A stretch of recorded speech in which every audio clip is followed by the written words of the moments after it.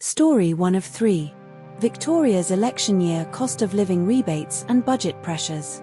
Victoria's election year cost of living rebates and budget pressures. Here's what every outlet agrees on. Victorian motorists can claim a 20% rebate on light vehicle registration fees, up to $186 per vehicle, $372 for two, starting June 1, 2026, for the 2025-26 financial year. The rebate applies to personal use vehicles under 4.5 tons, cars, utes, and excludes fleet commercial vehicles over 4.5 tons. Applications for the rebate open June 1, 2026, and close July 31, 2026, via the Services Victoria website. The rebate will cost the Victorian government $750 million in foregone revenue.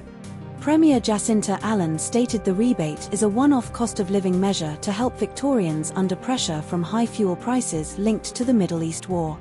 But not all outlets told the same story. The Age states Victoria's net debt is forecast to swell from $165.8 billion this financial year to $192.6 billion by 2029, while no other source provides this exact figure for comparison. The Age mentions interest expenses reaching $10.47 billion by 2028-29, but no other source confirms this specific number. Newscomau attributes the oil price surge to the Iran-US conflict forcing the Strait of Hormuz to close, while The Age refers to the war in the Middle East without specifying the Strait of Hormuz closure as a direct cause. This story was covered by ABC News, news.com.au, and The Age. Story 2 of 3. Far-right group members blocked from Anzac Day services after booing incidents. Far-right group members blocked from Anzac Day services after booing incidents. Here's what every outlet agrees on. Police in Perth detained 5 people linked to March for Australia Fight for Australia from attending the Anzac Day dawn service on the 26th of April, 2026, citing potential disruption based on their group's prior actions in eastern states. Booing during Welcome to Country ceremonies occurred at Anzac Day services in Sydney, Melbourne, and Perth on the 26th of April, 2026. Fight for Australia, formerly March for Australia, encouraged followers to boo Welcome to Country ceremonies via online campaigns, including sharing a template to request RSL branches cancel them.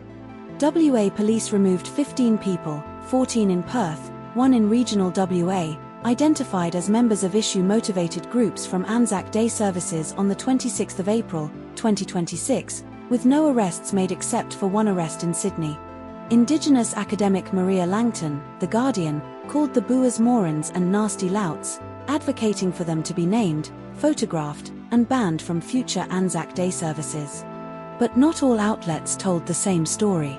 Newscomau refers to the Indigenous academic as Maria Langton, while Guardian identifies her as Marsha Langton. Newscomau states 5 people were detained in Perth, while Guardian states WA Police removed 15 people, 14 in Perth, 1 in regional WA. Newscomau claims no arrests were made in Perth, while Guardian confirms 1 arrest was made in Sydney for booing but does not mention arrests in Perth. This story was covered by The Guardian and news.com.au. Story 3 of 3. Shooting incident at 2026 White House Correspondents Dinner forces Trump evacuation. Shooting incident at 2026 White House Correspondents Dinner forces Trump evacuation. Here's what every outlet agrees on.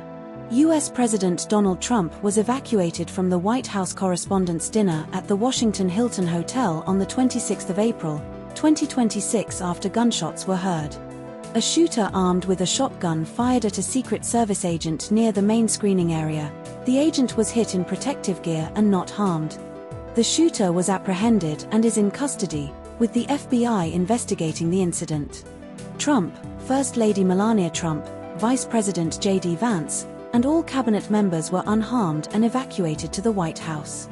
The event was held at the Washington Hilton, where Ronald Reagan was shot in 1981. But not all outlets told the same story. ABC reports 3 or 4 gunshots were heard in the ballroom, while The Guardian's Rachel Linegang and Reuters photographer reported 4 to 6 loud bangs outside the immediate vicinity.